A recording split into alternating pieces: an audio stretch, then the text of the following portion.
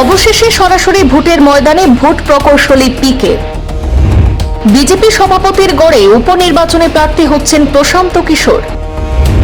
শুধু বিরোধিতাই নয়, এবার সরাসরি বিজেপি সভাপতির আসন থেকেই প্রথমবার সক্রিয় রাজনীতিতে নেমেছেন পিকে। উপনির্বাচনের আকর্ষণ বেড়ে গেল বাঙ্কিপুরে। সারা দেশের নজর থাকবে বিহারের এই আসনে।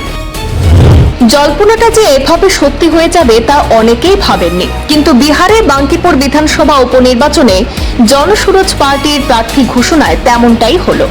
গত বছর বিহার বিধানসভা নির্বাচনে প্রায় সব আসনে তার দল প্রার্থী দিলেও নিজে ভোটে দাঁড়াননি দেশের জনপ্রিয় ভোট প্রকৌশলী প্রশান্ত কিশোর। তবে এবার উপনির্বাচনে নিজের দল জনসুরজ পার্টির প্রার্থী হলেন পিকে। খুদ বিজেপির সর্বভারতীয় সভাপতি নীতিন নবীনের ঘাঁটিতে জীবনের প্রথমবার ভোটে লড়বেন প্রশান্ত।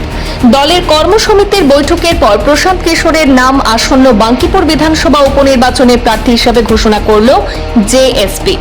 নিজের দল খোলা প্রায় বছর দুয়েক পর ভোটের ময়দানে সরাসরি নামলেন তিনি।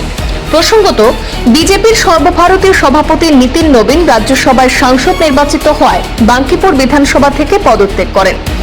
শূন্য পদ পূরণ করতে তাই পাটনা জেলার এই বিধানসভা আসনে আগামী 30 জুলাই উপনির্বাচনে ভোট গ্রহণ হবে। গত 4 বিধানসভা ভোটে এই বাঙ্কিপুর থেকে অনায়াসে জেতেন নীতিন নবীন। প্রশান্ত কিশোরের মতো ব্যক্তিত্ব সরাসরি প্রার্থী হওয়ায় বাঙ্কিপুর উপনির্বাচন নিয়ে গোটা দেশের আগ্রহ বাড়ল। এই আসনে গত বছর হওয়া নির্বাচনে জনসুরজ দলের প্রার্থী বন্দনা কুমারী মাত্র 5% ভোট পেয়েছিলেন। সেখানে বিজেপির নীতিন নবীন প্রায় 63% ভোট পেয়ে নিকটতম আরজেডির প্রার্থীকে হারান প্রায় 52,000 ভোটের ব্যবধানে। এদিকে নীতিন নবীনের পরিবর্তে এবার বাঙ্কিপুরে বিজেপির হয়ে লড়ছেন নীলরতন ঘোষ।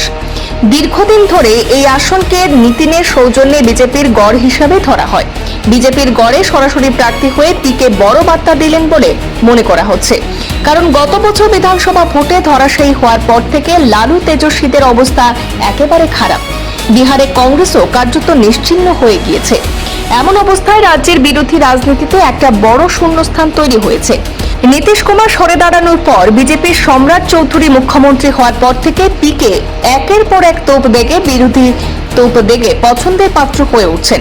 অন্যদিকে ভোটে হারের পর থেকে আরজেডির তেজস্বী যাদব ক্রমশ পিছনের সারিতে চলে গিয়েছেন। এমন অবস্থায় বিরোধীদের মুখ হয়ে উঠতে পিকে গা ছাড়া দিয়ে উঠতে ভোটে দাঁড়ালেন বলে মনে করা হচ্ছে রাজনৈতিক মহলে। ব্যুরো রিপোর্ট, পূর্বাঞ্চল প্রতিদিন।